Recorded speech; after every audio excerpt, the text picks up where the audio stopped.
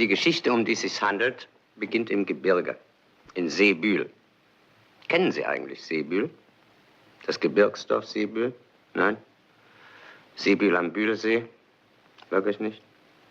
Sonderbar, höchst sonderbar. Wen man auch fragt, keiner kennt Seebühl. Womöglich gehört Seebühl am Bühlsee zu den merkwürdigen Ortschaften, die ausgerechnet nur jene Leute kennen, die man nicht fragt.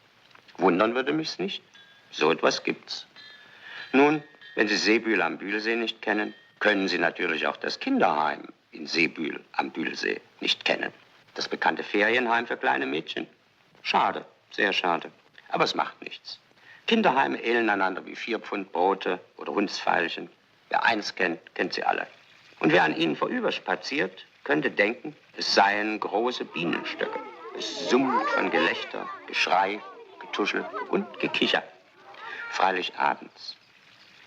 Da setzt sich zuweilen der graue Zwerg Heimweh an die Betten und zählt die Kindertränen ringsum zusammen. Die Geweinten und die Ungeweinten. Aber am Morgen ist der Zwerg Heimweh, hast du nicht gesehen, verschwunden. Dann klappern die Milchtassen, dann plappern die kleinen Mäuler wieder um die Wette. Wollt ihr wohl nicht solchen Krach machen? Nun also, ihr Bande. Tja, und dann? Dann rennen die Bademätze rudelweise in den Bühlsee hinein, in den kühlen, freundlichen See.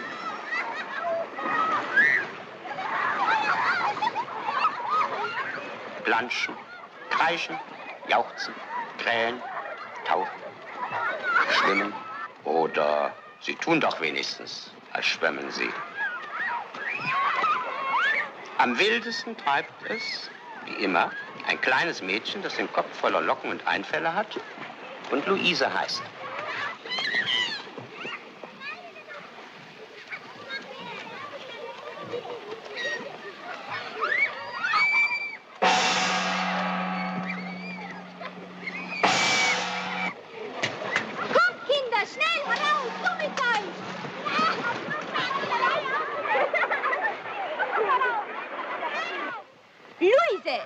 Der Gong gilt für alle.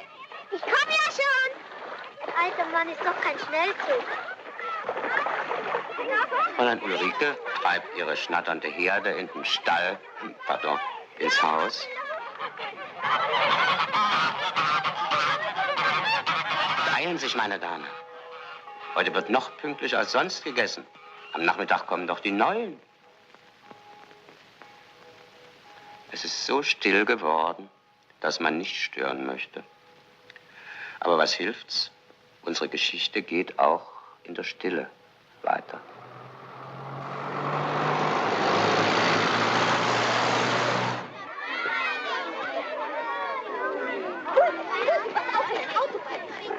Hoffentlich hat eine von den Neuen einen großen Gummiball mit. Wo des Balles denn 2? Brigitte hat doch auch einen. Aber den hat sie in ihrem Schrank eingeschlossen. Ganz fest, damit ihm nichts passiert. Wenn der Zug pünktlich war, müsste der Omnibus eigentlich...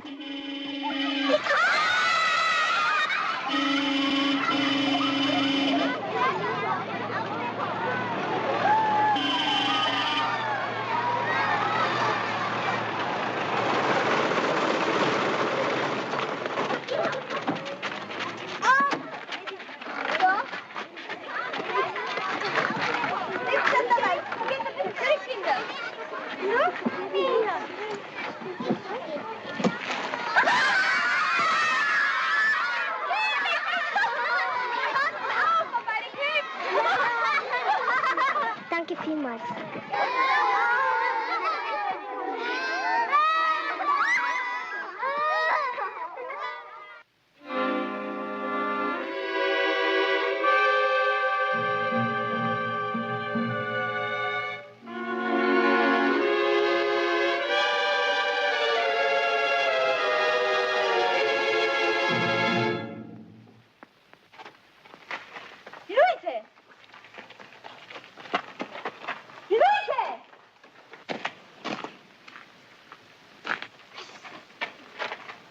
Also Kinder, helft einander beim Tragen und kommt ins Haus herein, ja?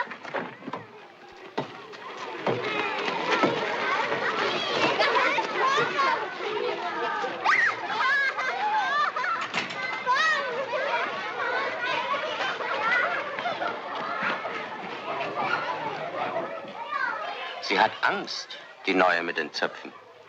Ein Wunder ist das nicht? Man steht einander nicht alle Tage gegenüber, als sähe man in den Spiegel. Was wird daraus werden? So, meine Liebe, der Speisezettel für morgen. Ja? Die Neuen sind vollzählig und gesund eingetroffen. Freut mich, Dankeschön, Ulrike. Ja, dann ist noch eins, Frau Muthesius. Nämlich? Es handelt sich um Luise Palfi. Sie wartet vor der Tür. Also rein mit dem Fass. Was hat sie denn schon wieder ausgefressen? Diesmal nichts. Es ist bloß... Ja. Kommt herein, ihr beiden. Nur keine Angst.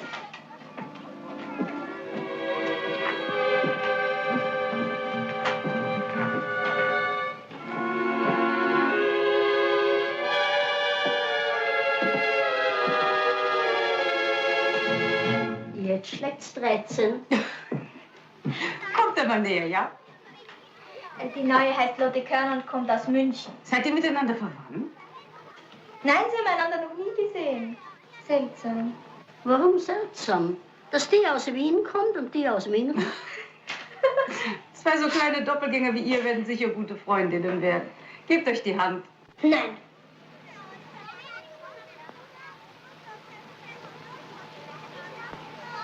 Ihr könnt gehen.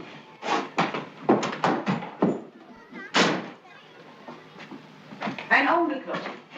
Ich kann gleich deinen Namen eintragen und deinen Geburtstag und wie deine Eltern heißen. Ich habe nur noch meine Mutti. Ich ließe mir das nicht gefallen. Kommt da frech mit deinem Gesicht daher. Was soll ich ihn machen? Sekret es ihr. Am einfachsten ist, du beißt dir die Nase ab. Dann bist du in Ärger mit einem Schlag los. Nimm so die Ferien zu verhunzen. Eigentlich kannst du doch gar nichts dafür, wenn nun eine käme und sehe wie ich aus. Das glaubst du doch selber nicht, dass jemand so blöd wäre, mit deinem Kopf herumzulaufen.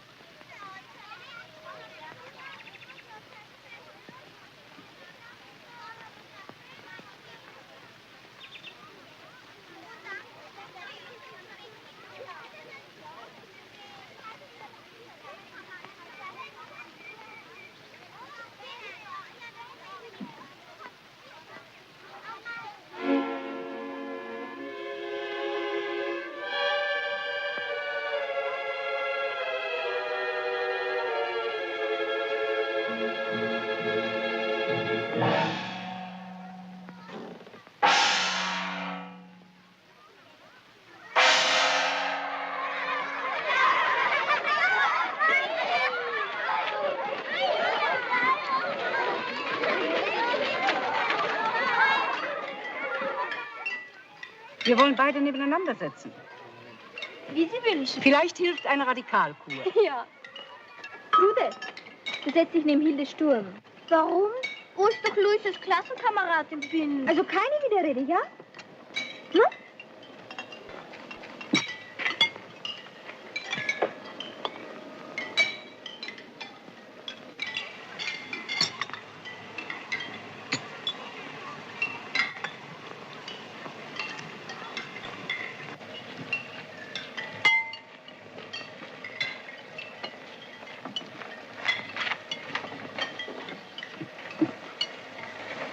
Ich wünsche dir einen guten Appetit zu deiner ersten Mahlzeit bei uns. Okay.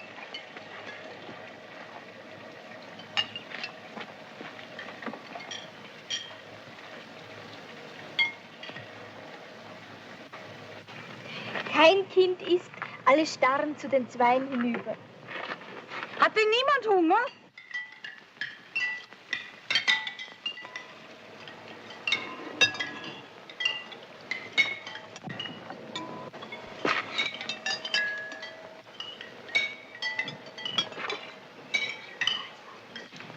Vielleicht sind es astrologische Zwillinge.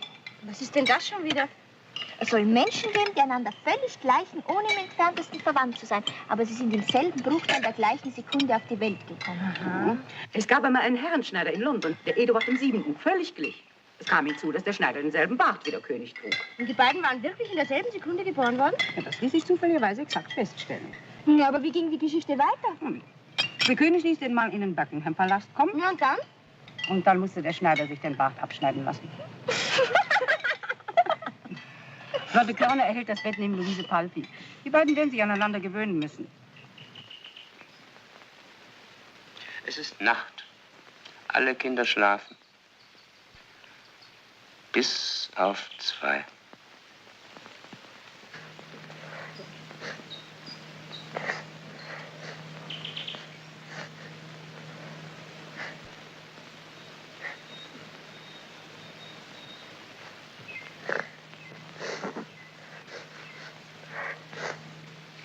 Was hatte die Mutter in München beim Abschied gesagt? Ich freue mich so, dass du ein paar Wochen mit vielen fröhlichen Kindern zusammen sein wirst. Du bist viel zu ernst für dein Alter, Lottchen. Es liegt an mir. Aber Mutti. Doch, ich bin zu wenig zu Hause. Wenn ich abends heimkomme, hast du statt zu spielen aufgewaschen, gekocht, den Tisch gedeckt. Komm mit 1000 Lachfältchen zurück. Und nun? Nun liegt sie in der Fremde, neben einem bösen Mädchen, das sie hasst, weil sie ihm ähnlich sieht. Da soll man Lachfältchen kriegen.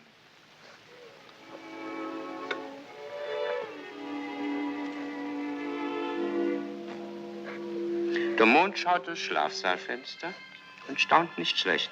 Da liegen 2 kleine Mädchen nebeneinander, die sich nicht anzublicken wagen. Und die eine, die eben noch weinte, tastet jetzt ganz langsam mit ihrer Hand nach der streichelnden Hand der anderen. Na gut, denkt der alte silberne Mond. Na gut, da kann ich ja beruhigt untergehen. Und das tut er denn auch.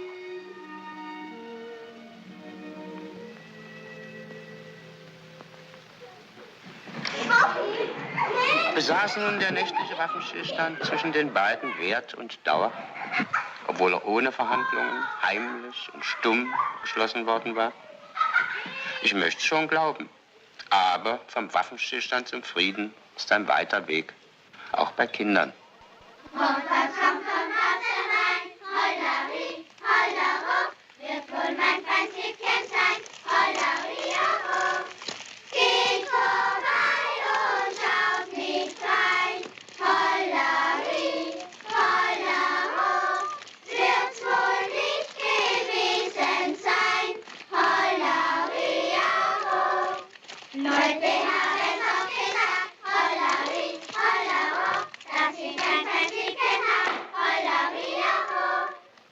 Und dann, am See, ist das Zopfmädchen verschwunden. Wo ist denn die Neue? Damit du ihr endlich die Nase abbeißen kannst. Hm?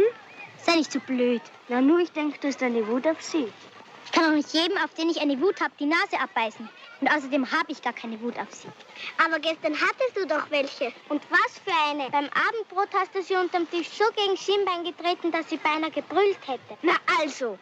Wenn ihr nicht ruhig seid, kriegt ihr auch ins Schienbein. Verstanden? Wir sind ja nicht taub. Du weißt ja nicht, was du willst. Da ist sie ja.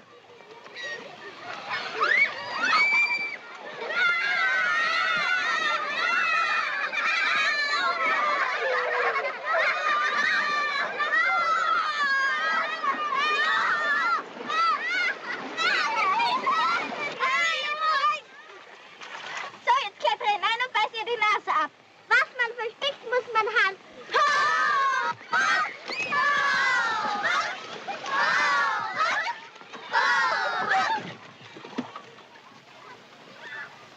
Ach, das arme kleine Näschen.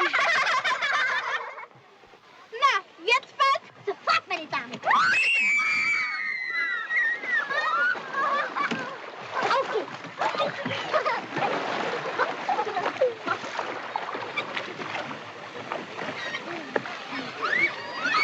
Und so hineinzulegen. Eine Gemeinheit. Fräulein Gerda hat von alledem nichts gemerkt. Sie tut, was sie immer tut. Sie liest. Auf jeder Seite ist mindestens 12 Mal von Liebe die Rede. Jetzt denkt sie an Herrn Rademacher, den Diplom-Ingenieur, der bei ihrer Tante zur Untermiete wohnt. Rudolf heißt er. Sie denkt an ihn und seufzt. Ach, Rudolf.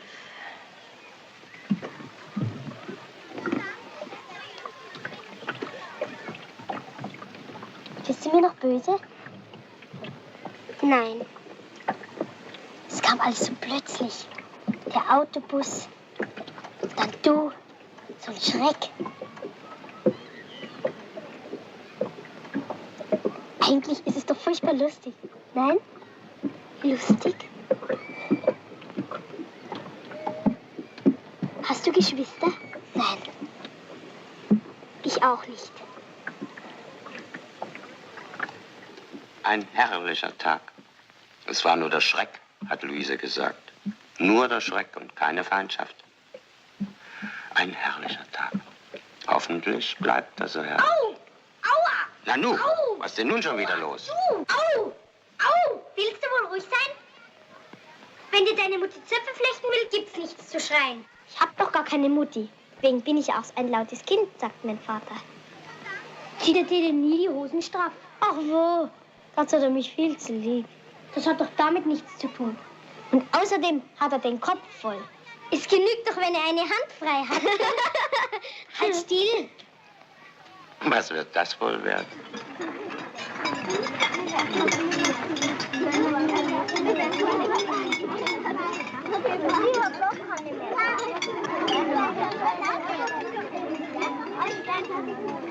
Die neue.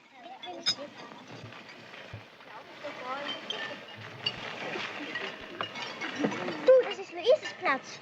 Denk an dein Schienbein.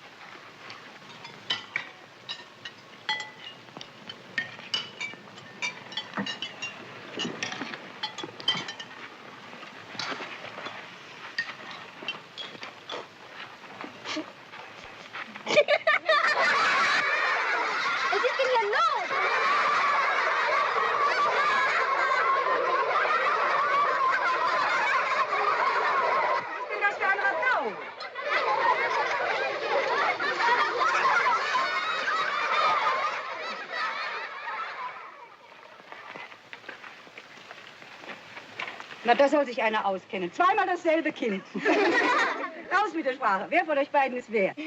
Das verraten wir nicht. Was sollen wir denn da machen? Ich weiß. Elinchen. Trude geht doch mit Luise in die gleiche Klasse. Ja. Trude muss es herauskriegen. So ist es. Du bist unsere letzte Hoffnung, Trude. Ans Werk, Fräulein Salomo. Wer ist Lotte und welche ist Luise?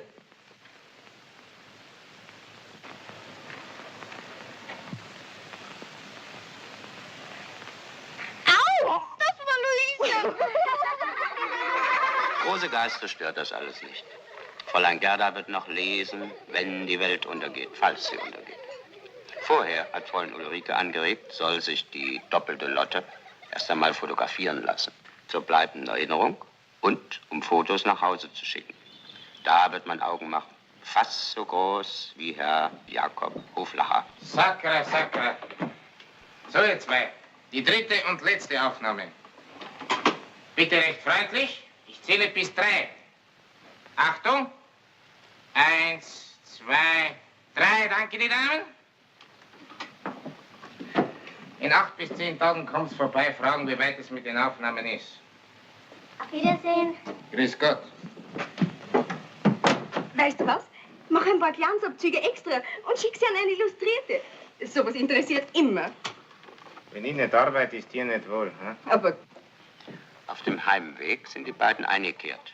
Luises Vater hat Taschengeld geschickt. Es ist heiß und Hitze macht durstig. Ist dein Vater schon lange tot? Ich weiß nicht.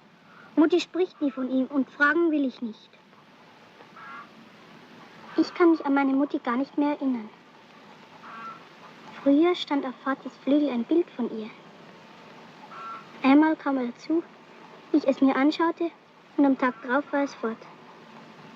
Er hat es wahrscheinlich in den Schreibtisch eingeschlossen.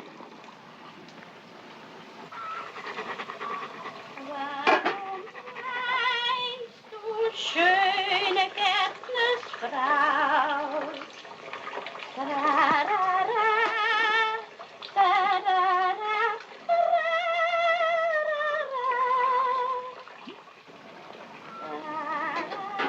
Bist du auch 10 Jahre alt?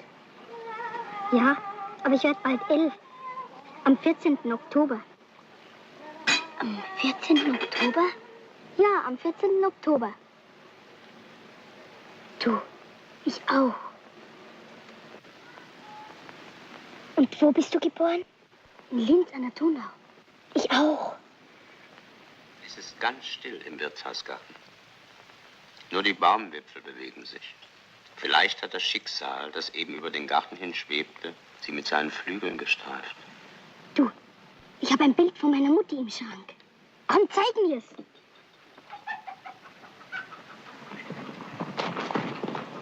Ja, was wäre denn das für eine Neumut? Limonade trinken und dann nichts zahlen? Ja, aber da kriegst du ja was raus. Was müssen denn die am Kerbholz haben? Sie rennen, als gelte es das Leben.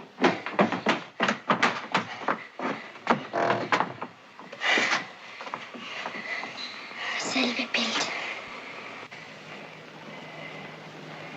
Meine Mutti. Unsere Mutti.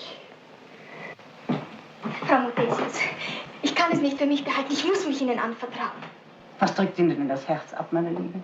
Es sind gar keine astrologischen Zwillinge. Der englische König und der Herrenschneider? Nein, Lotte Körner und Luise Balfi.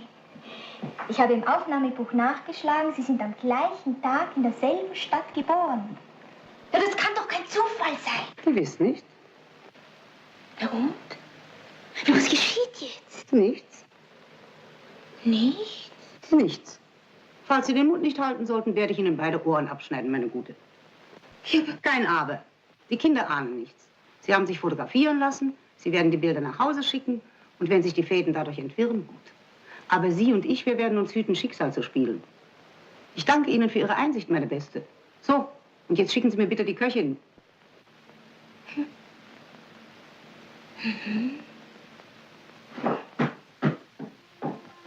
Die Zeit vergeht. Sie weiß es nicht besser. Haben die zwei kleinen Mädchen ihre Fotos beim Herrn Hoflacher abgeholt? Längst. Und haben sie die Bilder heimgeschickt? Sie haben zwar ja gesagt, als man sie fragte, aber getan haben sie es nicht. Sie haben gelogen. Sie wollen ihr Geheimnis für sich behalten. Sie wollen es zu zweit verbergen und vielleicht zu zweit enthüllen.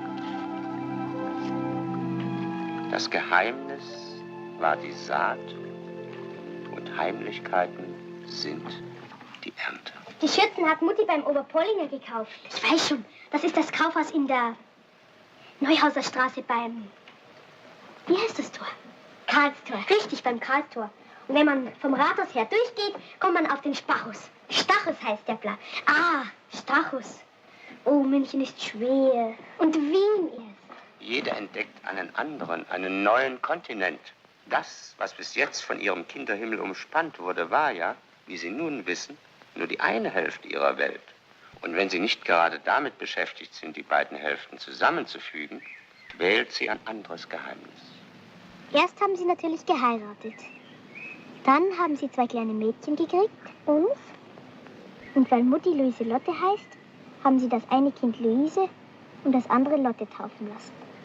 Das ist doch sehr hübsch. Da müssen sie sich doch noch gemocht haben. Ja, bestimmt. Aber dann haben sie sich sicher furchtbar gezankt und sind voneinander fort.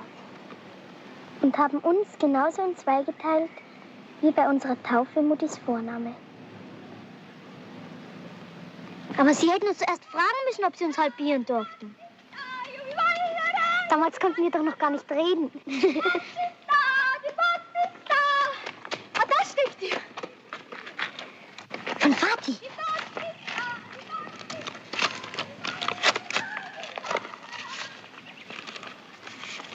Das ist er.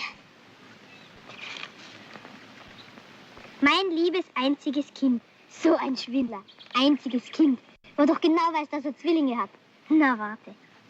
Erst wollte ich dir ja ein Bild schicken, wo ich als nackiges Baby auf einem Eisbärenfell liege. Aber weil du schreibst, es müsse ein funkel-nigel-nagelneues Bild sein, bin ich gleich zum Fotografen gestürzt und habe mich von ihm knipsen lassen.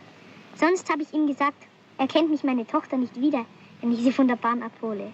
Wie lustig er schreibt. Und dabei sieht er so ernst aus. Wahrscheinlich hat er sich geniert zu lachen.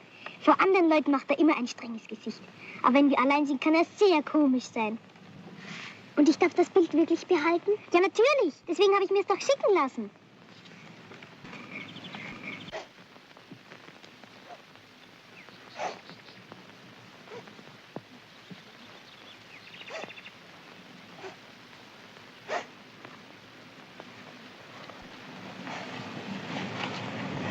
Fehlt dir was? Meine Eltern lassen sich scheiden. So eine Gemeinheit. Da schicken sie dich in die Ferien und dann tun sie sowas hinter deinem Rücken. Und warum? Papa liebt, glaube ich, eine andere Frau.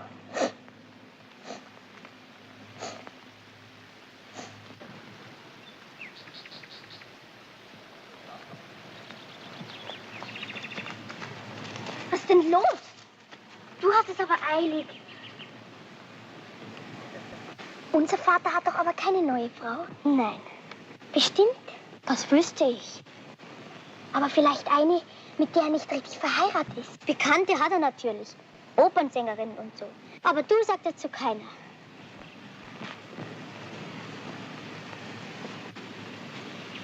Und wie ist das mit Mutti? Hat Mutti einen guten Freund? Mutti sagt immer, sie hat mich und ihre Arbeit, sonst will sie nichts vom Leben. Warum sind sie denn dann geschieden? Warum ist Vater in Wien und Mutti in München? Warum haben sie uns halbiert? Warum haben sie nie gesagt, dass jede von uns ein Zwilling ist? Mutti hat dir verschwiegen, dass Vati lebt. Er hat mir verheimlicht, dass Mutti lebt. Schöne Eltern haben wir, was? Na, warte. Wenn wir den beiden die Meinung sagen, die werden staunen. Aber das dürfen wir doch gar nicht. Wir sind ja nur Kinder. Nur?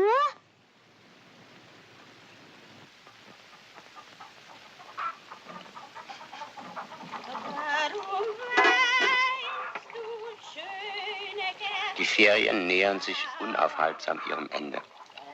Und die Locken und Zöpfe, so nennt man Luise und Lotte seit einiger Zeit, die Locken und Zöpfe haben sich von den anderen immer gründlicher abgeschlossen. Sie tun sehr geheimnisvoll, als führten sie etwas im Schilde. Aber was? Am liebsten mag Mutti Nudelsuppe. Nudelsuppe mit Rindfleisch. Rindfleisch? Das Rindfleisch holst du bei Metzger Huber. Metzger Huber. Ein halbes Pfund Querrippe. Halbes Pfund Querrippe. Nicht zu fett, schön durchwachsen. Nicht so fett. Wo ist der Laden? Metzger Huber, Max-Emanuel-Straße, Ecke Prinz-Eugen-Straße. Stimmt. Das Kochbuch... Ist zu schnell. Schön durchwachsen. Das Kochbuch steht im Küchenschrank. Kochbuch. Küchenschrank. Im untersten Fach ganz links. Untersten Fach links. Neben dem Eingemachten. Neben dem... In dem Kochbuch liegen alle Rezepte, die ich kann. Vor dem Kochen habe ich eine Heidenangst. Was meinst du? Könnte ich, wenn es zuerst schief geht, der Mutti weismachen, ich hätte das Kochen während den Ferien verlernt? Aber du kannst mir ja schreiben, wenn was nicht klappt. Ich gehe jeden Tag zur Post und frage, ob was angekommen ist. Ich auch. Schreib nur recht oft.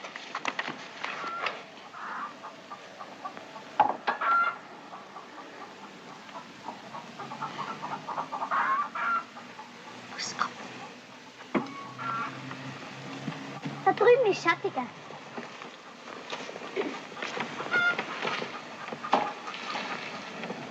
Gündchen. Portion Kaffee. Sofort. Und ist tüchtig im Hotel Astoria. Vati freut sich immer so, wenn mir schmeckt. So dumm, dass gefüllte Palatschinken dein Lieblingsgericht sind. Kalbschnitzel und Gulasch wären mir viel lieber. Wenn du gleich am ersten Tag 4 oder 5 Palatschinken isst, dann kannst du ja sagen, du hast dich für den Rest des Lebens daran überfressen. Das geht. So, und nun wollen wir uns noch einmal den Schulweg abfragen. Da hast du es ja einfach. Du sagst Trude, sie soll dich am ersten Tag abholen. Das macht sie manchmal. Na, und dann läuft er so ganz gemütlich neben ihr her, merkt sie die Straßenecken und den übrigen Palatsch. Das habe ich dir noch gar nicht gesagt. Vergiss ja nicht, Mutti, wenn sie dich ins Bett bringt, einen Gute-Nacht-Kuss zu geben. Das vergesse ich bestimmt nicht. So, bitteschön. Dankeschön. Die zwei Mädels stecken immer die Köpfe zusammen. Ich glaube, da ist eine Verschwörung im Gange. Kann schon sein. Die kommen ja jeden Tag und schmieren ihre Notizbücher voll. So. Der gute Mann hat mehr Recht, als er ahnt. Und ob eine Verschwörung im Gange ist. Sie wollen in aller Heimlichkeit die Kleider, die Koffer, die Haartracht und ihr Leben vertauschen. Lotte wird mit lockigem Haar und so lustig und lebhaft, wie sie es nur vermag, zum Vater nach Wien fahren. Lottchen als Luise. Und Luise? Luise wird mit braven Zöpfen und auch sonst so brav wie es geht, nach München zur Mutter heimkehren, von der sie nichts als eine verjährte Fotografie kennt. Luise als Lottchen. Ja, mei, das haben wir ja schon gleich in München. Wo ist er her? Ja. Du, gell, wenn du anders mal mit den Schuhen auf der Bank steigst, dann legst du eine Zeitung unter. Davon würde ich ja auch nicht größer. Aber Luise, du bist doch jetzt die Lotte. Entschuldigen Sie bitte schön. Frau Körner, Tut mir leid, lieber List. es ist die eilige Serie von der Frankfurter Messe. Ich weiß. Warten Sie oben in meinem Zimmer. Ich muss erst meine Tochter vom Bahnhof abholen. Im Bahnhof einer wildfremden Stadt auf seine Mutter zu warten, die man nur als Foto kennt und die nicht kommt, das ist kein Kinderspiel.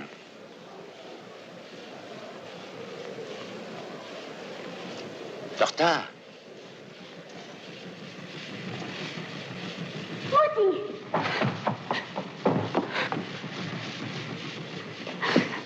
Mein Lottchen, endlich habe ich dich wieder. Sogar das Hütchen kriegt einen Kuss. Und wie sieht's zur selben Zeit in Wien aus? Hotel Astoria?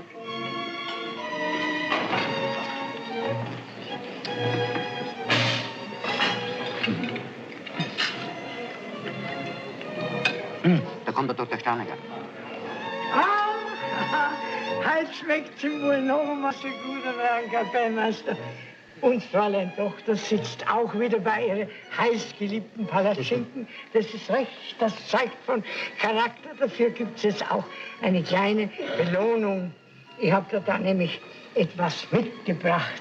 Das ist eine Nähschatulle. Das ist von meiner Großmama. Selig, es ist ein bisschen altmodisch, aber sehr praktisch. Es ist ein kleiner Willkommen nach den Ferien. Wie hübsch. Ja, weißt du, alte Herren wie ich, die kommen ja doch nur ganz selten so zum Nähen. Ich danke Ihnen schön, Herr Dr. Sternegger. Sie sind so lieb. Ja. Wir sind ja auch alle so froh, wir Stammgäste, dass du nur wieder da bist. So, jetzt näh fleißig. So ein Hallo-Träger will bloß haben, dass du nähen lernst. Aber Vati, das kann ich doch. Aber Lotte, du bist doch jetzt die Luise. Das kann ich doch auch endlich lernen. Bitte nein, Herr Franz, sonst platzt. Aber es ist doch erst Nummer 5.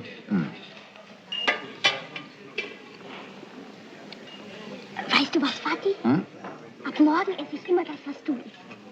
Und wenn ich Gesellstes esse oder mich grill, das kannst du doch nicht ausstehen. Dann werde ich mich eben dazu zwingen. Ja, grüß Gott, Franz, grüß Gott.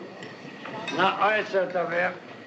Ja, das ist ja Herr Pfefferl, der wieder da ist. Na, geh schön hin und sag dem Luisel grüß Gott.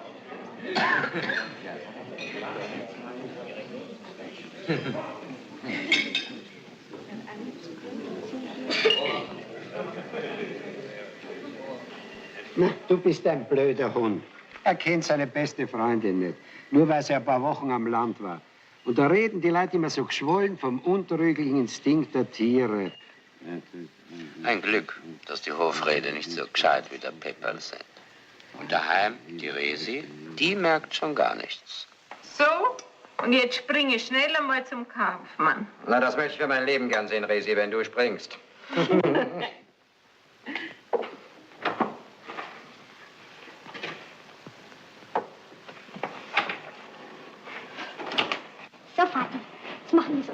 Tschüss.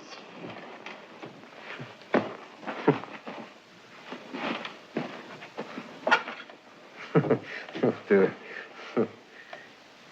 Ja, das war schön am See, hm? Schön war's. Ja. Und hast du dich mit jemandem besonders angefreundet? Nein. Ich fand eigentlich fast alle nett. Außerdem war ja die Trude Staubitzer dabei aus meiner Klasse. Ach ja, richtig, die Trude Staubitzer, ja. Sie holt mich morgen früh zur Schule ab. Das tut sie ja manchmal. Oh weh, du, die Schule.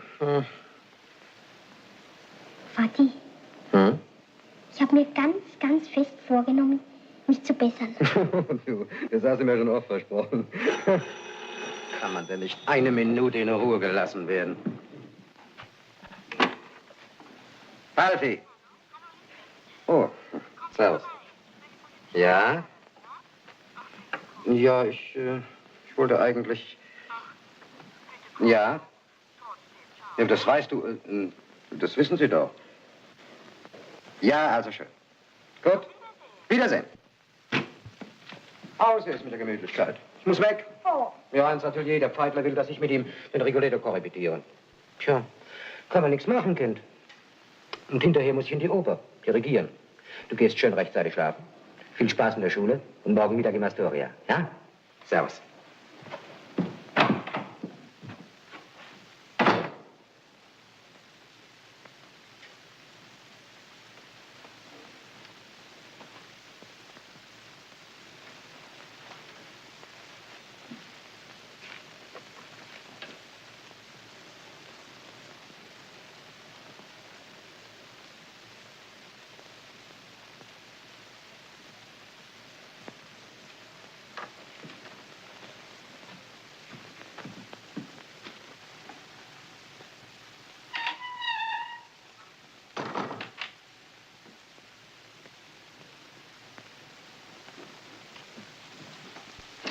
Nein, Lottchen, das ist nicht die Küche.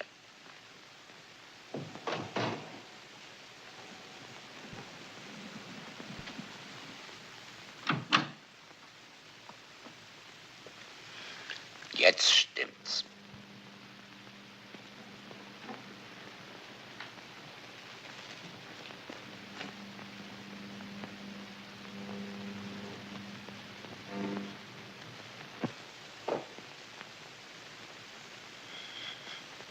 Ich glaube, hier sind wir vorerst überflüssig.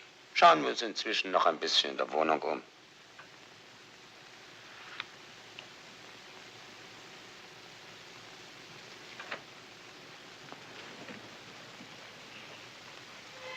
Der Rosenkavalier, das war ein großer Erfolg für Pfeifen.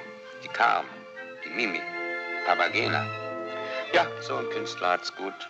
Schöne Stimmen, schöne Frauen, Ruhm. Was gibt's denn noch zu sehen? Doch zum Beispiel ein Gruppenbild. Man kann es nicht erkennen. Moment einmal, man müsste einen Stuhl nehmen. Ach ja, das ist eine alte Aufnahme. Sie wurde gemacht, als die Wiener Philharmoniker seine erste Symphonie uraufführten. Damals war er jung verheiratet, verliebt, ehrgeizig und verrückt in einem. Und als dann die Zwillinge ankamen und Tag und Nacht brüllten, da schnappte er voll ins Übel. Da ließ er den Flügel abholen und in ein Atelier am Kärntner Ring bringen, das er in seiner künstlerischen Verzweiflung gemietet hatte. Seine Frau fand das nicht sehr fidel und als er gar, Vorsicht, es kommt jemand.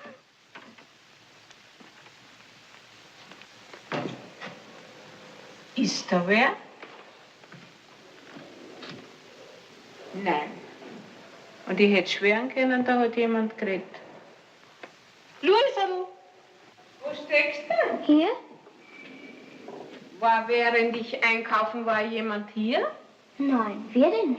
Woher soll ich denn das wissen? Was treibst denn du da?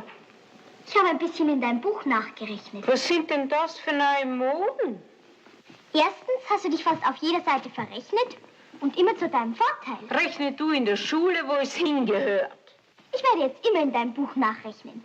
Die Lehrerin hat gesagt, wir lernen in der Schule, aber nicht für die Schule.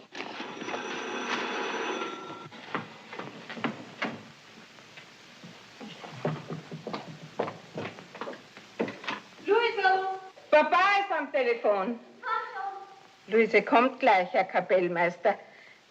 Sie spielt gerade so hübsch wie in ihrem Zimmer. Oh, da wird sie sich aber freuen, Herr Kapellmeister. Natürlich bringe ich sie hin, Herr Kapellmeister. Freilich hole ich sie ab, Herr Kapellmeister. Ja, Vati. Oh, und ich kann dich von meinem Platz aus sehen. Und ich darf dir winken. Wie? Du winkst sogar zurück. Ich freue mich, Vati. Danke, Vati. Danke, danke, danke. Riese, ich darf in die Oper und Vati dirigiert. Und er winkt und du winkst, sie weiß. Und was ziehst du dann? Das gute Blaue mit dem Matrosenkragen. Das kann sie ja gar nicht anziehen. Das hat doch weit weg von Wien in München Luise angezogen. Luise? Ach nein, Lotte war eben beim Metzger Huber. Nun sucht sie das Geschäft auf Frau Wagenthaler. Nanu, machst du auf der Straße Schularbeit? Jetzt ist doch noch Ferien. Herrje, wer ist denn das nun wieder? Hilft nur eins. Grüß Gott. Kommst du ein paar Schritte mit? Musst du Frau Wagenthaler Nudeln einkaufen. Meinetwegen. Ich warte auf dich. Zu dumm, wenn einen wer anspricht, den man, obwohl man ihn noch nie im Leben gesehen hat, genau zu kennen hat. Ein halbes Kilo feine Nudeln und ein Pfund Salz, gell? Und jetzt noch ein bisschen Suppengrün. Ja, du, seit wann ziehst denn du mit der Annie Habersetzer rum, diesen frechen Wald? Hä? Habersetzer? Annie Habersetzer?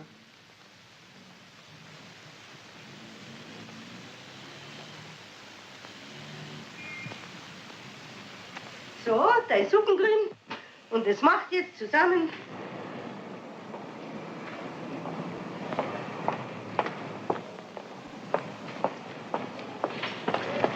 Ich vergesse, Anni.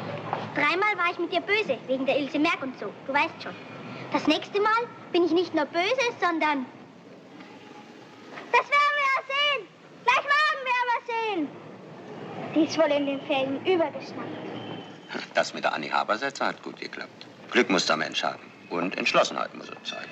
Freilich mit dem Kochen liegt es etwas anders. Entschlossenheit genügt vielleicht, um vom Rathausturm zu springen. Aber um Nudeln mit Rindfleisch zu kochen, dazu braucht es mehr als Willenskraft. Das tut aber weh, verflixt nochmal. Hilft nichts, keine Müdigkeit vorschützen. Salz für die Nudeln, wie viel Salz? Einen halben Esslöffel voll, was noch? Selleriesalz, eine Prise. Wie viel um alles in der Welt ist denn eine Prise? Und wie die Zeit vergeht, du liebe Zeit.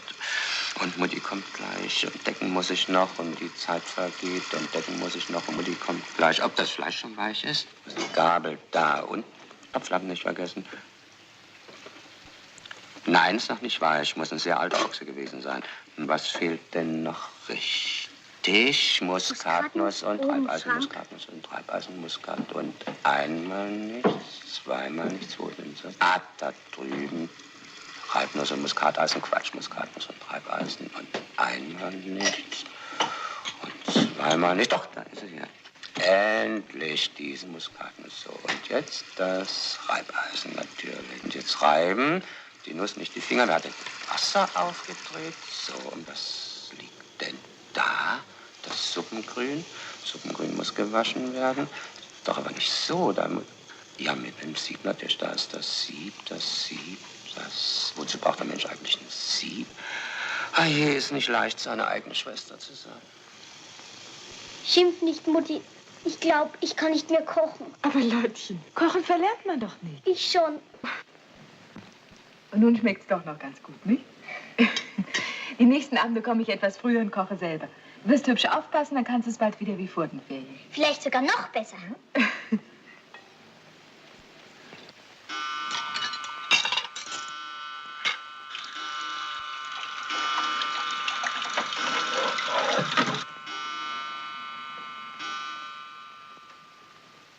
So, mein Lottchen. Nun schlaf gut und träume etwas Schönes. Wenn ich nicht zu müde bin. Kommst du auch bald, Mutti? Gleich, mein Kind.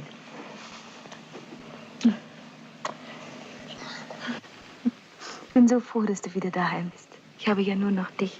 Macht meine liebe, liebe Mutti.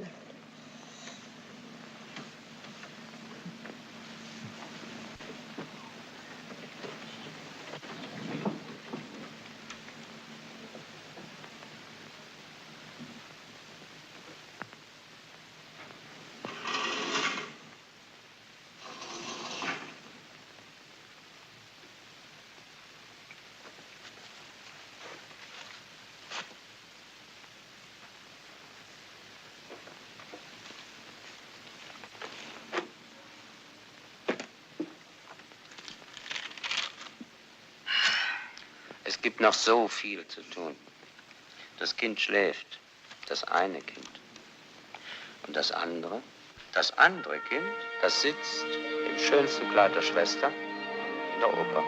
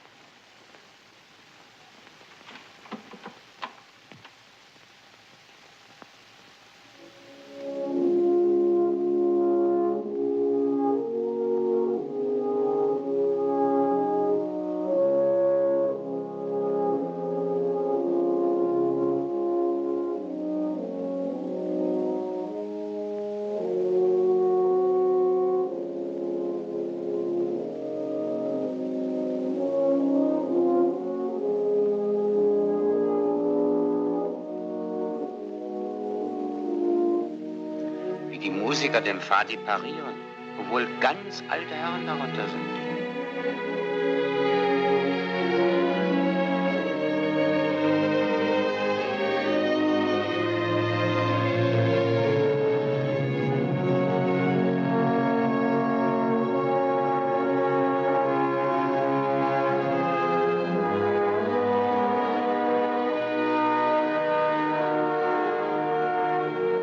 Das reinste Schaufenster.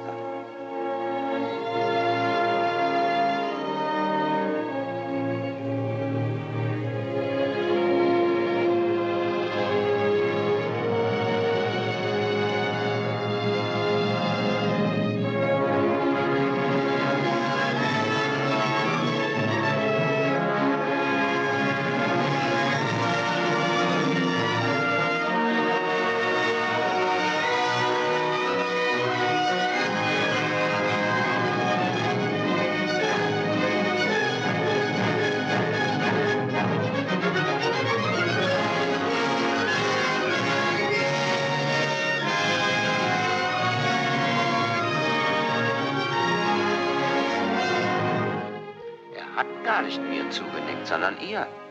Wieso hat mir Luise nichts von ihr erzählt? Ich muss ihr sofort schreiben. Postlager, vergiss mal nicht, München 18.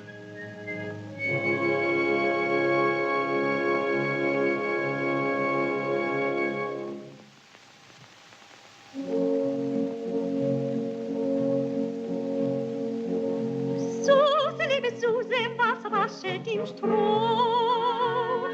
Die Gänse gehen barfuß und haben kein Schuh. Der Schuster hat weder kein Leisten dazu. Drum können die Gänslein auch machen, kann wenn sie halt barfuß Schuh.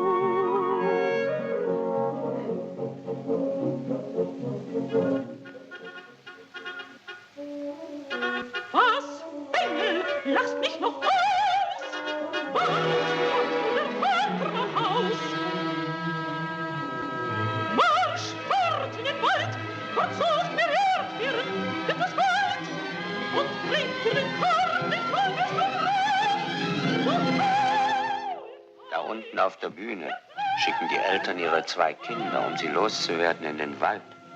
Wie können sie nur so böse sein? Oder sind sie gar nicht böse? Ist nur das, was sie tun, böse? Und tun sie es nur, weil sie kein Geld haben, um Brot kaufen zu können? Das Spiel geht weiter. Hat sie Gewalt. Um Mitternacht, wenn niemand wacht, dann reitet sie aus zur Hexenjagd. Zum Schornstein hinaus, auf dem Wiesen und Graus, über Berg und Schlucht, über Tal und Kluft, durch Nebelduft, im Sturm durch die Luft. Die Kinder haben sich im Wald verirrt. Sie kommen vor dem Pfefferkuchenhaus an.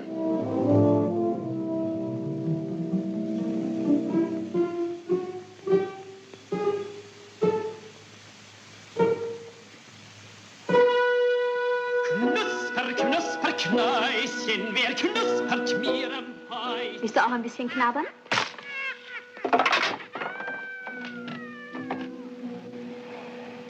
Entschuldigen Sie vielmals. Das macht nichts, Löserl. Sie kennt mich? Wieso? Das ist genauso eine Hexe wie die auf der Bühne. Nur viel hübscher.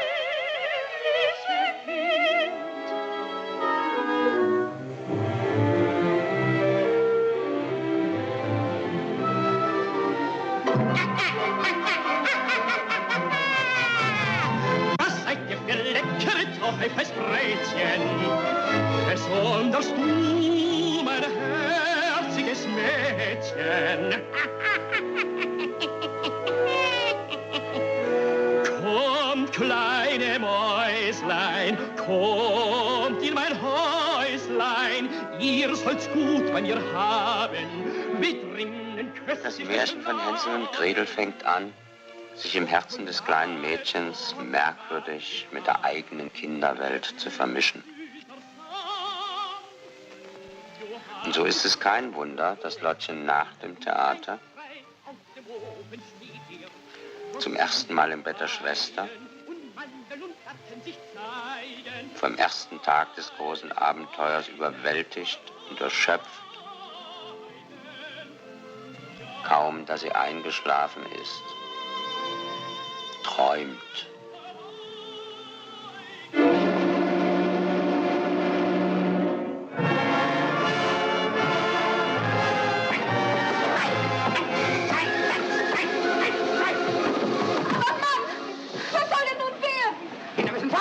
Warum Platz? Wir haben zu viel Brot im Haus. Niemals! Hinaus!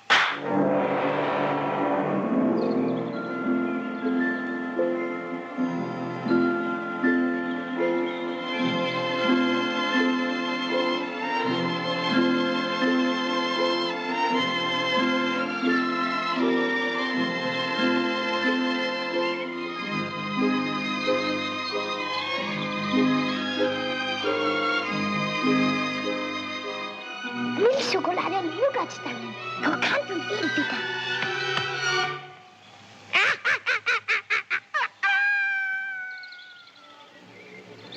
Nein! Nein, nicht! Es ist alles vergiftet! Mutti, wir haben solchen Hunger. Hier habt ihr Brot. Ich konnte nicht früher aus dem Verlage weg. Kommt heim! Lassen Sie sofort die Kinder in Ruhe, Frau Körner. Das sind meine Kinder, Herr Palfi. Meine auch? Ich will die Kinder halbieren. Das Einfachste. Eine halbe Lotte und eine Hälfte von Luise. Und Sie auch, Frau Körner.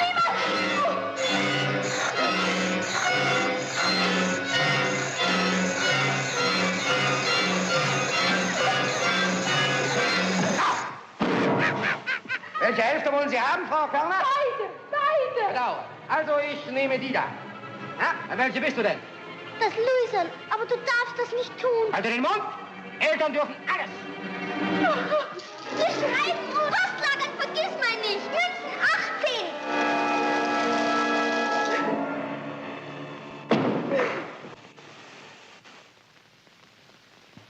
18. In den Wochen, die diesem Tag und dieser Nacht folgten, haben sich in Wien und in München manche Menschen gewundert. Diktathefte von Buchbauer. Dankeschön, Luise. Also diese kleine Party. Wissen Sie, wie sich da aus dem früheren Überschwang des Temperaments diese stille, beherrschte Kraft herausgebildet haben? Das ist doch einzigartig. Ja, und vergessen Sie nicht, liebe Kollegin, diese Verwandlung ist passiert ohne jeden erzieherischen Druck von außen. Diese Selbstentfaltung des Charakters, dieser Formwille, zeigt sich auch in Luises Schrift. Ich sage ja immer, Schrift und Charakter. Wir wollen es uns schenken, anzuhören, was Fräulein Bruckbauer immer sagt. Wir wollen lieber stattdessen mit Vergnügen zur Kenntnis nehmen, dass Pepperl, der Hund vom Hofrat Strobel, dem kleinen Mädchen wieder Grüß Gott zu sagen pflegt. Er hat sich damit abgefunden, dass das Luiserl nicht mehr wie das Luiserl riecht. Außerdem isst die liebe Kleine neuerdings fast täglich Koteletts, Beinfleisch oder ähnliche Dinge. Früher, die Palatschinken, die hatten so gar keine Knochen. So hat sich manches geändert. Von Resi ganz zu schweigen. Sie hat sich unter der sanften Gewalt des Kindes zu einer Perle entwickelt. Sagen wir, zu einer ungefassten Perle. Was ist Resi? Ich brauche ein Kelchlöserl für Tischblumen und fürs Nachtessen. Ich habe mir gedacht, eine kalte Platten und einen Salat. Und Gewürzgurken für Vater. Gewürzgurken für den Vater. Und da muss ich seinen grauen Anzug abholen von der Büglerin.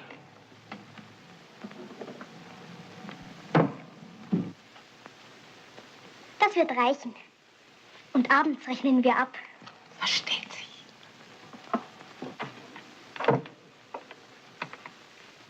Währenddem geht der Papa in seinem Atelier am Ring auf und ab und arbeitet auch.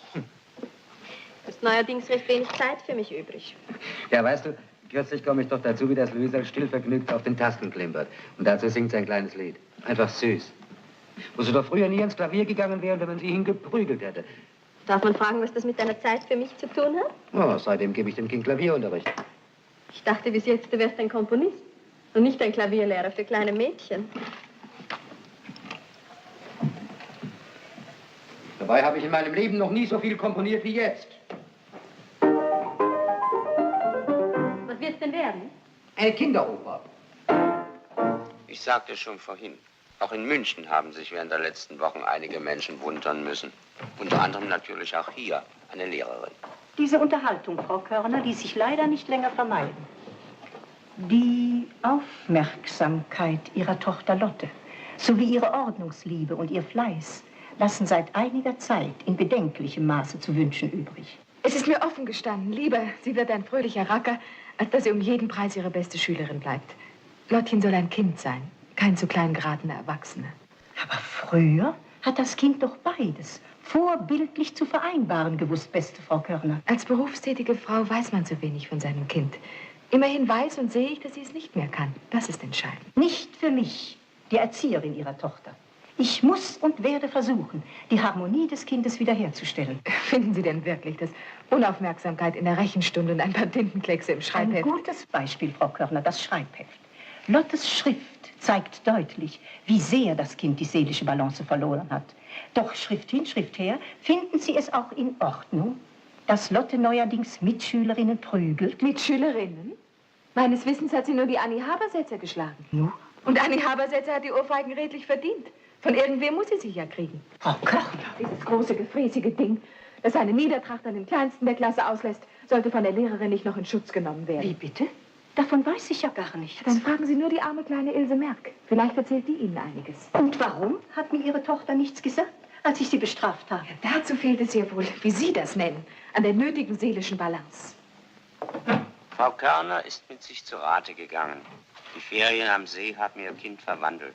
Es ist draußen im Gebirge lustiger geworden, unbeschwerter.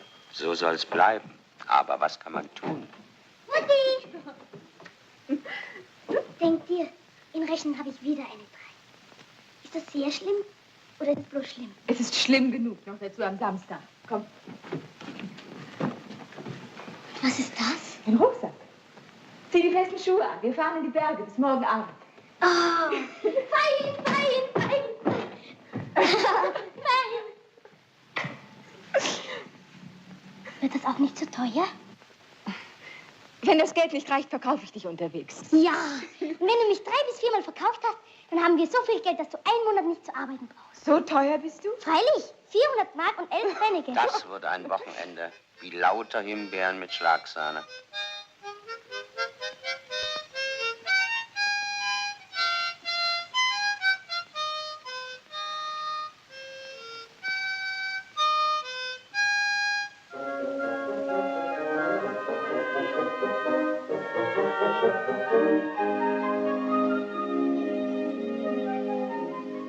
Gegen Abend gerieten sie in ein Dorf namens Kreinau. Erst futterten sie aus dem Rucksack, was das Zeug hielt. Später schliefen sie dann in einem Bett. Das war billiger und schöner war es außerdem. Und draußen auf den Wiesen geigten die Grillen eine kleine Nachtmusik. Am Sonntagmorgen wanderten sie weiter. Die Zugspitze glänzte silberweiß. Dann ging sie übers Dörl. Das war ein Gekraxel. Sakra, sakra. Und tief, tief unten lag der Eibsee. Er sah ganz winzig aus. So winzig, dass Luise versonnen sagte, als ob der liebe Gott bloß mal so hingespuckt hätte. Später stiegen sie zwischen Himbeersträuchern und Schmetterlingen zum See hinunter. Im Eibsee wurde selbstverständlich gebadet. Es war schon spät am Nachmittag und es wurde Zeit, heimzufahren. Leider, leider.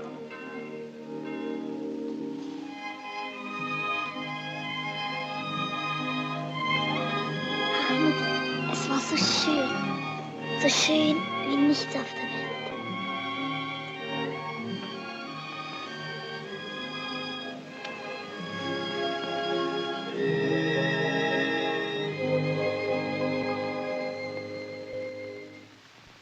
In Wien sah es in diesen Tagen nicht ganz so lustig aus. Der Vater hat neuerdings recht wenig Zeit für Klavierstunden übrig. Vielleicht hängt's mit der Arbeit an der Kinderoper zusammen.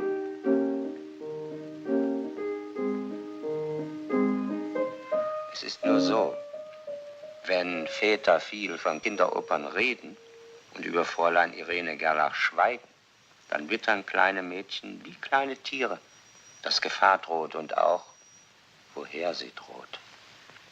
Luise hat zwar postlagernd geantwortet, dass Fräulein Gerlach sei halt die Tochter vom Besitzer des Hotels Astoria. So kenne man sich eben und es habe nichts auf sich. Doch das muss sich geändert haben. Vielleicht, als Vati allein war und niemand auf ihn aufpasste.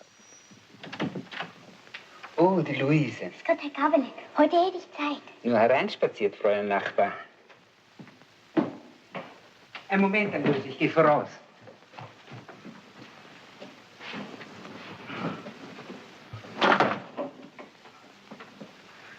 Bitte näher zu treten. Spielst du neuerdings so selten Klavier? Hat es Sie sehr gestört? Gegenteil, es fehlt mir geradezu. Vati hat nicht mehr so viel Zeit zum Stunden geben. Er komponiert an einer Oper. Alle Wetter. Es wird eine Kinderoper. Oh, wie schön. Sowas wird gebraucht wie das liebe Brot.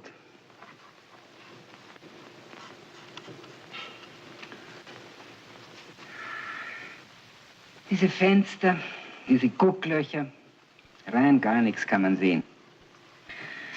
Kein Seitenlicht, kein Oberlicht. Ein Atelier müsste man haben. Ein richtiges, helles Atelier. Warum mieten Sie sich denn keins, Herr Gabele? Weil es keine zu mieten gibt. Ateliers sind selten. Vati hat ein Atelier. Hm? Ich weiß, drüben am Ring. Mit großen Fenstern und Licht von oben.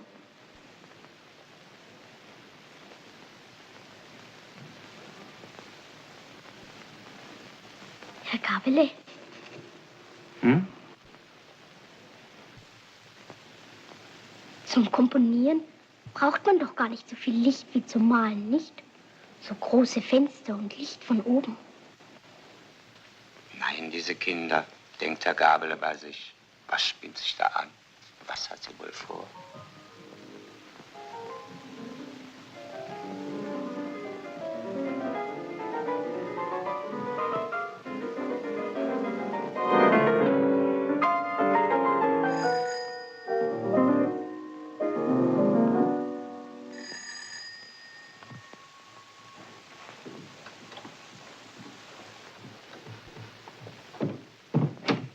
Vati, ich bring dir nur rasch ein paar frische Blumen.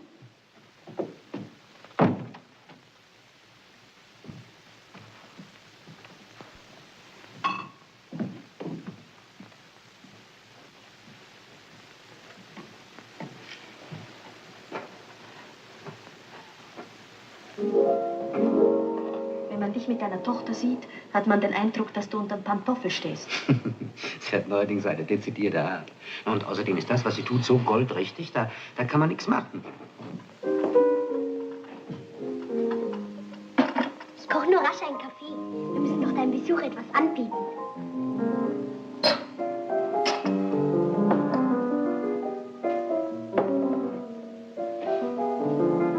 Irene Gerlach weiß, was sie will.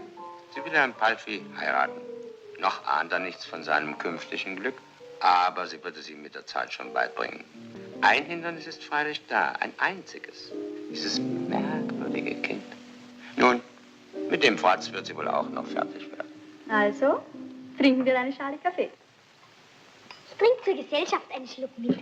Wie viel Milch, meine Dame? Halb und halb, mein Herr. Bitte sehr, meine Dame. Vielen Dank, mein Herr. Na, Luisel, was hast du denn seit dem Mittagessen erlebt? Erst habe ich ein bisschen Klavier gespielt und dann war ich beim Herrn Gabele. Hat er dich gezeichnet? Er hat's probiert. Es ging nicht recht. Er hat so wenig Licht. Vor allem braucht er welches von oben, so wie hier. Na, soll sich halt ein Atelier mit Oberlicht mieten. Das habe ich ihm auch gesagt. Aber sie sind alle vermietet, die Ateliers.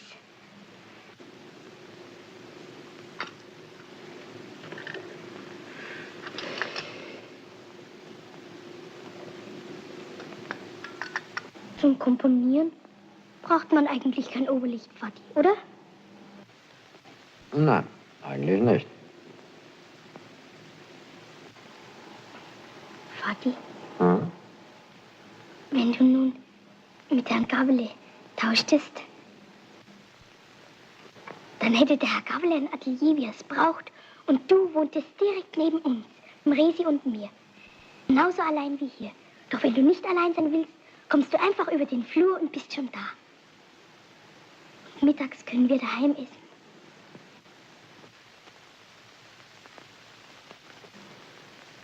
Wenn du Klavier spielst, hören wir es durch die Wand. Nein, wie man sich verplaudern kann, das haben interessante Gespräche so an sich. Ich bringe Sie hinaus. Auf Wiedersehen, Luise. Und schönen Dank für den guten Kaffee. Bitte sehr.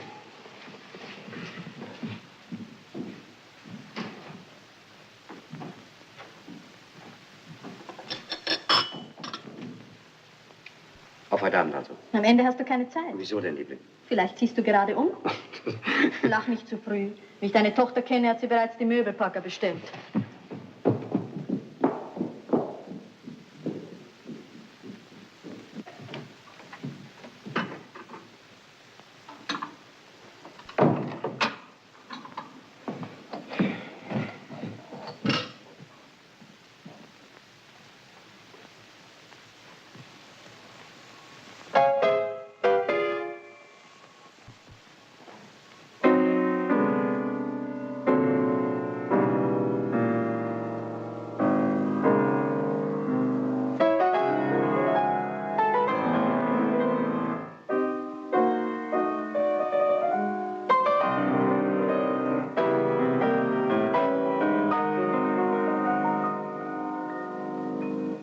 Ich gehe jetzt, Vati.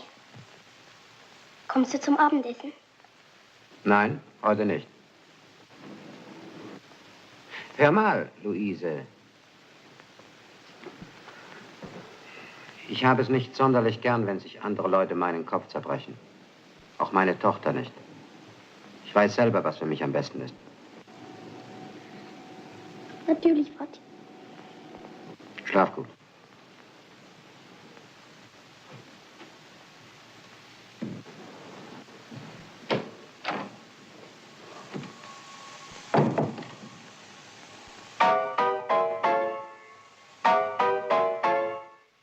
Kindertränen. Auch das noch. Dabei soll man nun eine Kinderoper komponieren. Die Tränen hingen in den langen Wimpern wie Tautropfen an Grashalmen.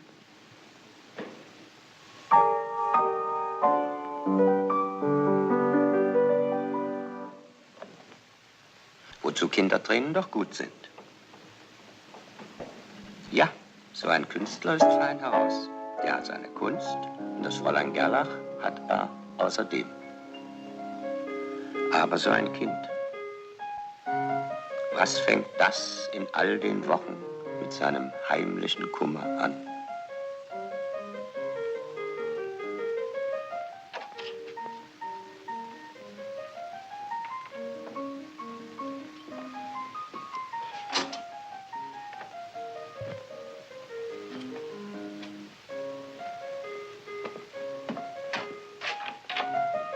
Vati, wie schön.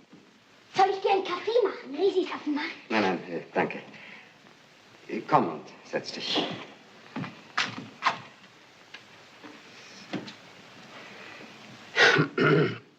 Ja, ich muss mit dir sprechen. Es handelt sich um eine wichtige und sehr ernste Angelegenheit. Also, Luise. Seit deine Mutter nicht mehr da ist, bin ich allein gewesen. 7 Jahre lang. Natürlich nicht völlig allein. Ich habe ja dich gehabt und ich habe dich ja noch. Aber es wird sich etwas ändern in meinem und dadurch auch in deinem Leben.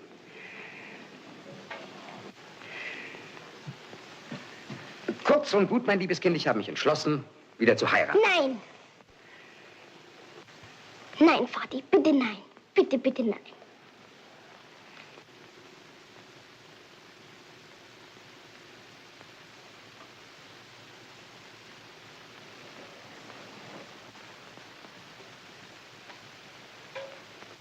Du kennst doch Fräulein Gerlach bereits. Das hätte ich sehr gern. Und böse Stiefmütter kommen nur noch im Märchen vor. Ja, du bist der tapferste kleine Kerl, den es gibt. Ich weiß, dass ich mich auf dich verlassen kann. So, ja, und jetzt muss ich gehen mit dem Pfeifler, den Rigoletto korruptiert. Also, servus, Luise.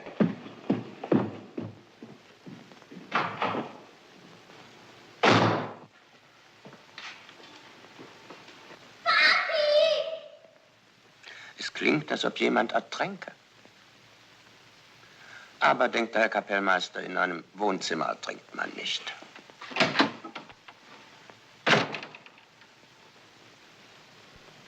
Mutti, was soll ich nur tun?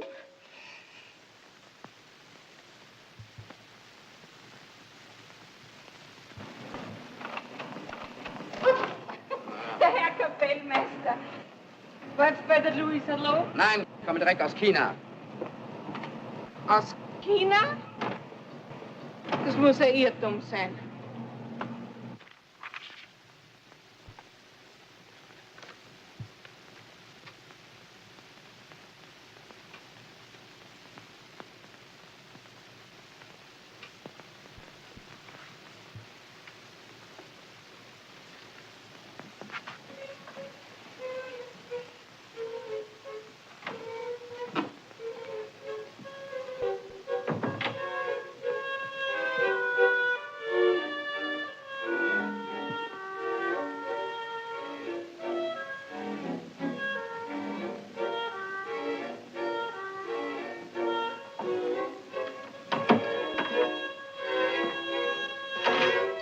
Na nu, bleibst nicht zu jausen?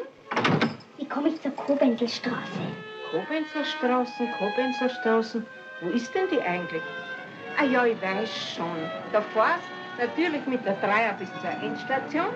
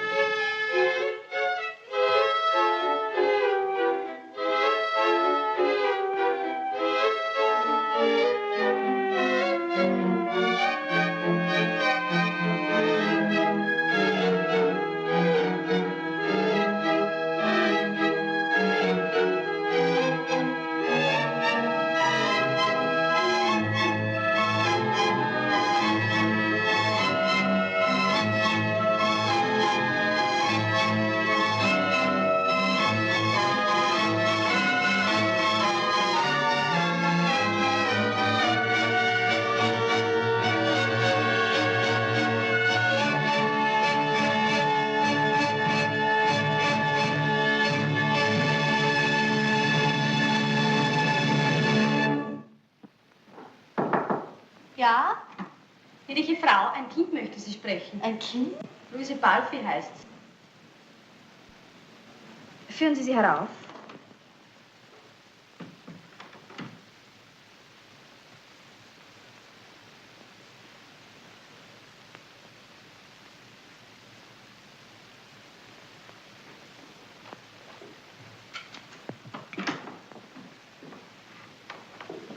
Wie hübsch, dass du mich einmal besuchen kommst. Kochen Sie uns eine Schokolade und bringen Sie von den gefüllten Waffeln. Ich hätte dich schon längst einmal einladen sollen. Danke, ich will nicht lange bleiben. So. Aber zum Hinsetzen wirst du hoffentlich Zeit haben.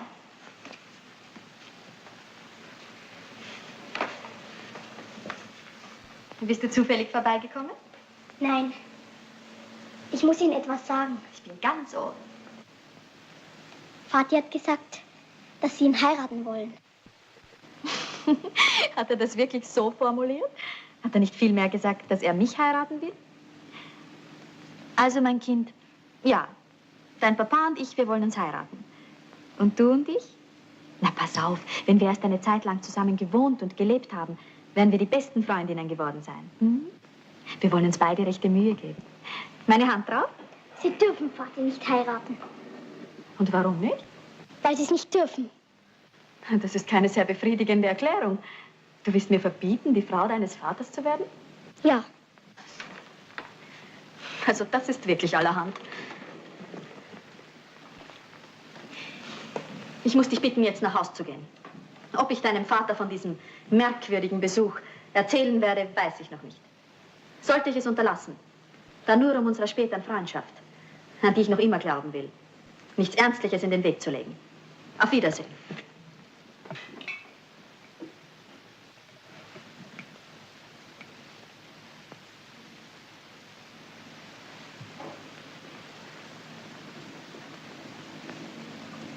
Lassen Sie uns so, wie wir sind. Bitte, bitte.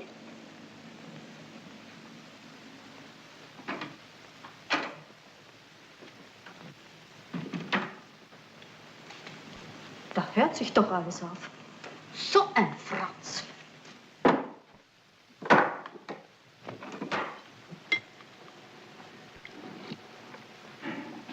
Du isst ja halt gar nichts. Ausschauen tust wie ein Gespenst. Was hast du denn? Magst du was anderes zum Essen? Ja, du schlafst ja mit offenen Augen. Aufgewacht. Du hast ja Fieber. Ja, gleich gehst du ins Bett. Nichts dem Vati erzählen. Nein, nein, Schatzi. Der Herr Hofrat muss her.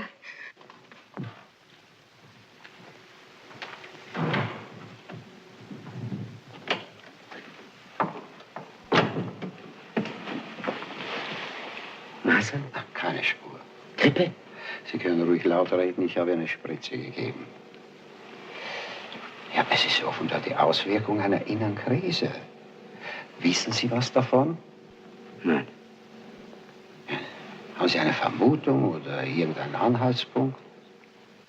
Ich meine, ist gestern oder heute was passiert? Ich weiß nicht, ob es etwas damit zu schaffen hat, aber heute Nachmittag ist sie weggegangen. Sie müsste jemand sprechen, in der Koppinselstraße.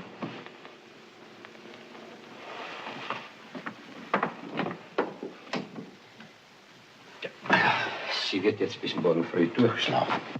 Und dann? Um 7 bin ich wieder da. Ja, der Inspizient rief an, gerade als ich aus dem Haus gehen wollte. Was fehlt dir denn? Masern oder Grippe? Ach, du Armer. War ich halt gerade so nett zu dir. Was? Ja, sie war bei mir, aber wieso erzählt sie dir das? Was sie wollte, das lasst ihr nur auch von ihr erzählen. Na, so gut. Genau genommen kam sie, um mir zu verbieten, deine Frau zu werden. Hallo. Hallo.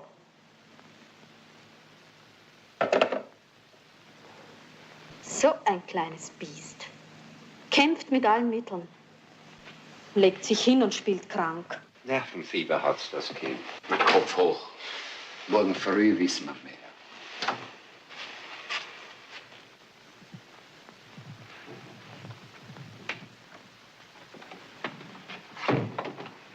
brauche Sie nicht mehr, Resi. Schlafen Sie gut. Wäre es nicht besser, wenn ich... Schlafen Sie gut. Schlafen Sie gut. Das sagen Sie so.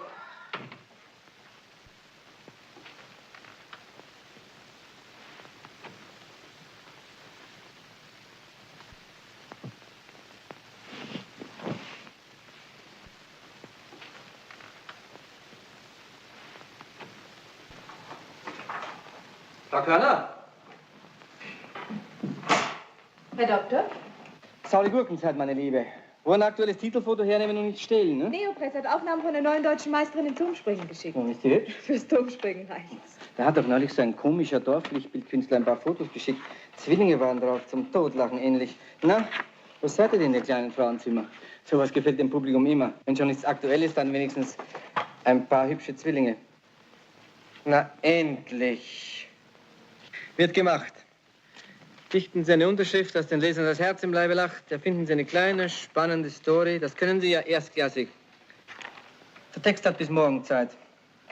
Ich danke Ihnen, liebe Körner.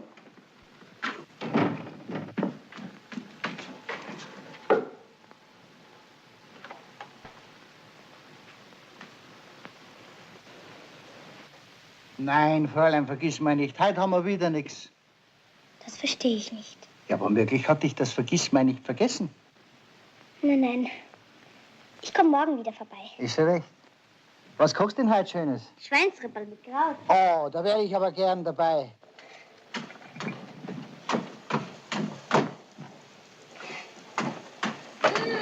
Heute riecht's aber besonders gut. Was gibt's denn für uns? Schweinsripperl mit Kraut von der Meisterköchin Lottchen Körner. Das ist wahr. Wie schnell du das Kochen gelernt hast. Nicht wahr? Ich hätte nie gedacht, dass ich jetzt so schnell...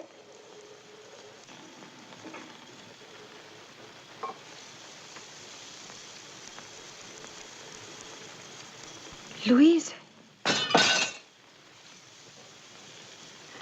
Luise.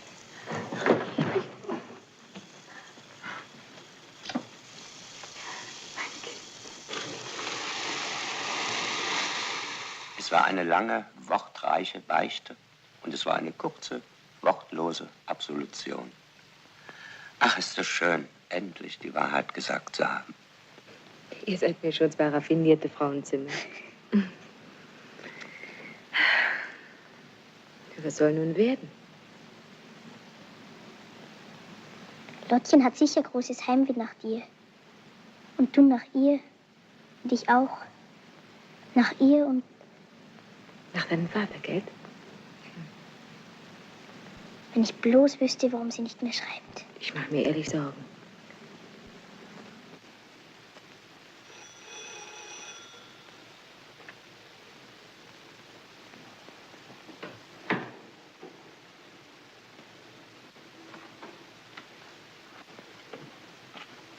Ja? Ein Ferngespräch aus München. Wer ist es denn? Die Konzertdirektion Keller?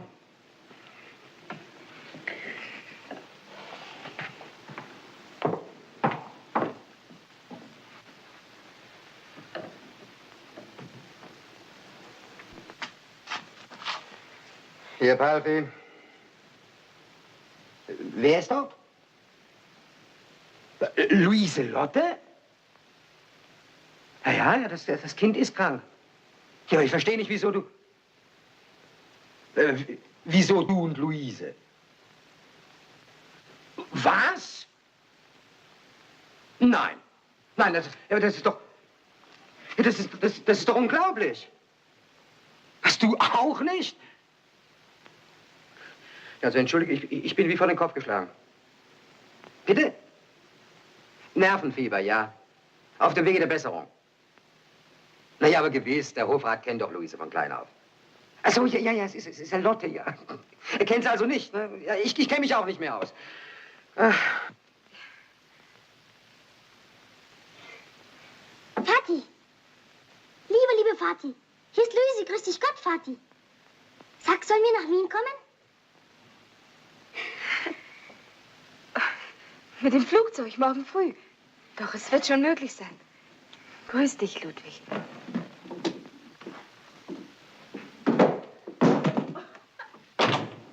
Meine Frau kommt morgen zu Besuch. Meine geschiedene Frau. Lottchens Mutter. Lottchens? Ja, und das Luisa, das kommt auch mit. Da liegt's doch. Nein, das ist der Zwilling.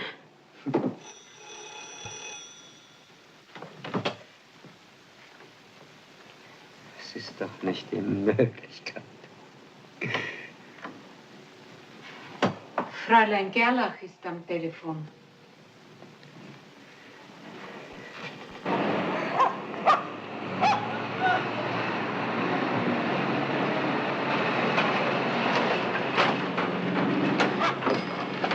Ja, bist du denn übergeschnappt? Rasch ins Bett, wo du hingehörst. Grüß Gott, Herr Hofrat. Du kannst dir ja den Tod holen. Ja, Pepperl. Grüß dich, Pepperl. Es ist nicht das Kind, das Sie meinen. Es ist die Schwester. Grüß Gott, Resi. So ein paar Intriganten. Sie sind also die Resi. Darf ich Ihnen bitte den Weg zeigen? Danke, ich kenne mich aus. Aber bitte höflichst passieren zu dürfen. Verzeihen Sie bitte. Also gut. Weil Sie sitzen zusammen, Resi, wer weiß, wie lange Sie es noch haben. Momental, schöne Frau. Mutter.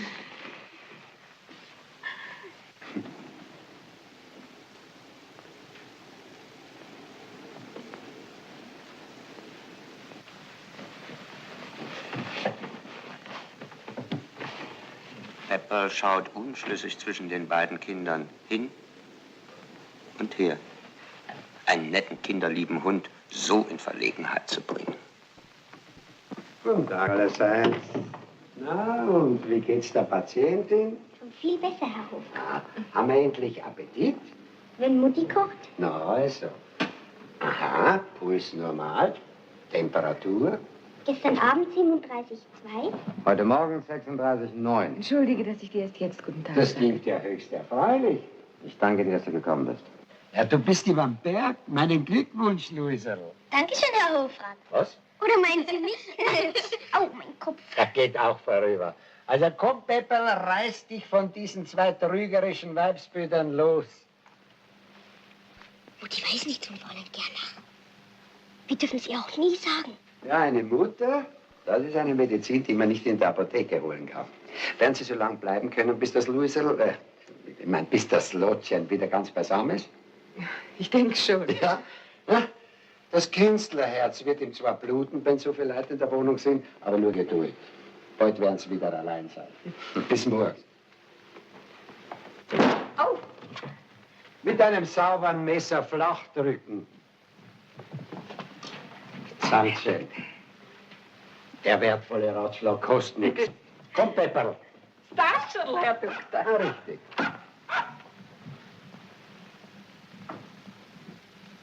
Und am Abend verlässt dann auch der Herr des Hauses die Wohnung.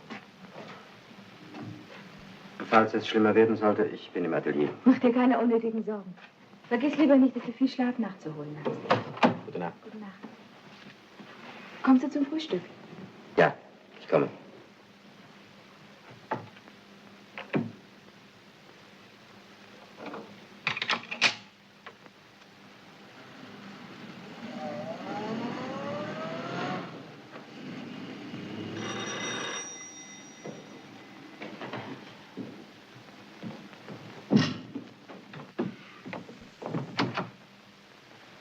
Du? Erraten?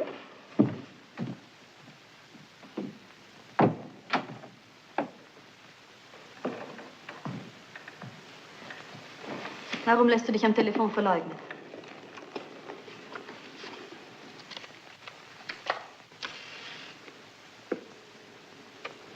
Findest du das sehr geschmackvoll? Ich war nicht fähig, mit dir zu sprechen. Das Kind war sehr krank. Es scheint ihm besser zu gehen. Sonst wärst du doch drüben, nicht hier. Ja, es geht ihm besser. Außerdem ist meine Frau drüben. Wer? Meine geschiedene Frau. Sie ist heute Morgen gekommen mit dem anderen Kind. Mit dem anderen Kind? Ja, es sind Zwillinge. Sie trafen sich im Sommer zufällig im Kinderheim, dann fuhr Ise nach München und Lotte kam zu mir nach Wien. Ich habe es gar nicht gemerkt. Raffiniert eingefädelt von deiner Geschiedenen. Und die weiß es auch erst seit gestern. Die Situation ist nicht unbekannt. In der einen Wohnung sitzt eine Frau, mit der du nicht mehr, und in der anderen eine, mit der du noch nicht verheiratet bist. Es gibt noch viel mehr Wohnungen. worin Frauen sitzen, mit denen ich noch nicht verheiratet bin. Ach, witzig kannst du auch sein. Irene, bitte entschuldige, ich bin so nervös. Entschuldige, Ludwig. Ich auch.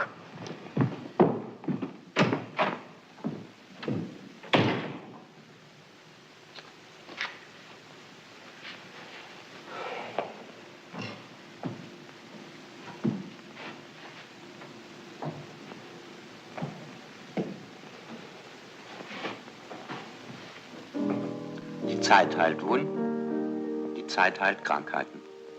Lottchen ist wieder gesund, sie trägt wieder Zöpfe und Luise hat wie einst ihre Locken. Meist geht's sehr lustig zu. Nur manchmal, da schauen die Schwestern einander ängstlich in die Augen. Denn was wird werden?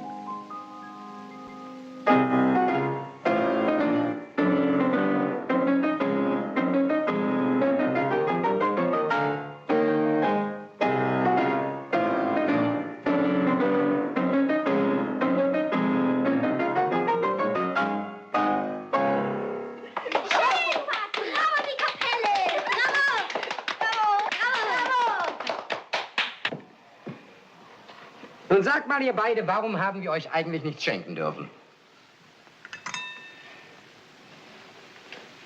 Weil wir uns etwas wünschen, was man nicht kaufen kann. Und was wünscht ihr euch denn? Dass Lotte und ich für immer zusammenbleiben dürfen.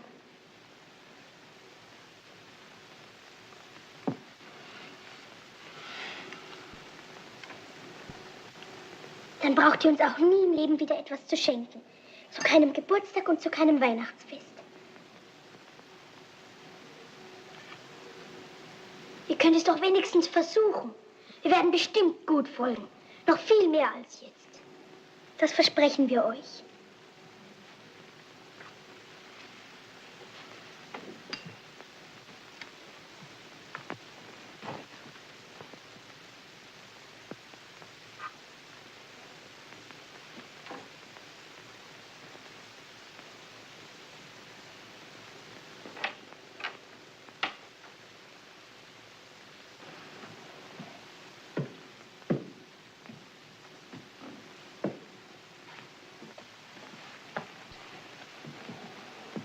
Daumen halten.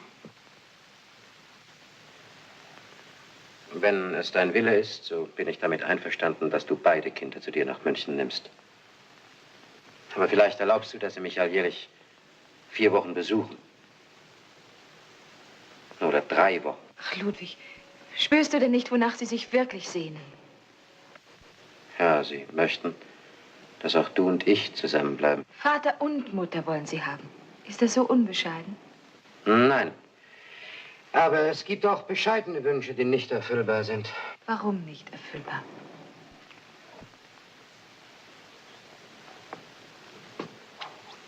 Das fragst du mich? Nach diesen 7 Jahren? Das frage ich dich. Nach diesen 7 Jahren. Betest du? Komm, Herr Jesus, sei unser Gast. Segne, was du uns beschert hast. Es passt nicht, aber mir fällt nichts anderes ein. Das Gebet hat zwar nicht ganz gepasst, aber es hat trotzdem geholfen. Herr Kapellmeister, du bist bereit für Wien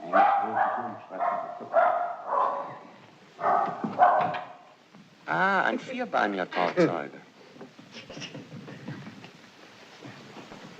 Und Gemüsekörner.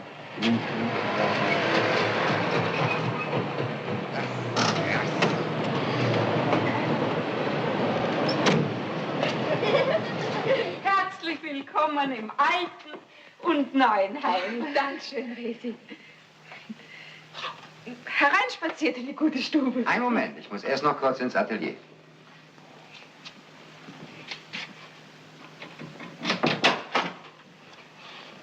Bitte, Frau Palfi.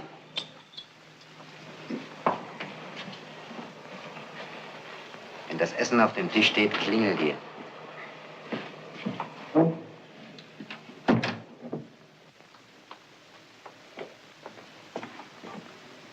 Das war der Herr Gabele.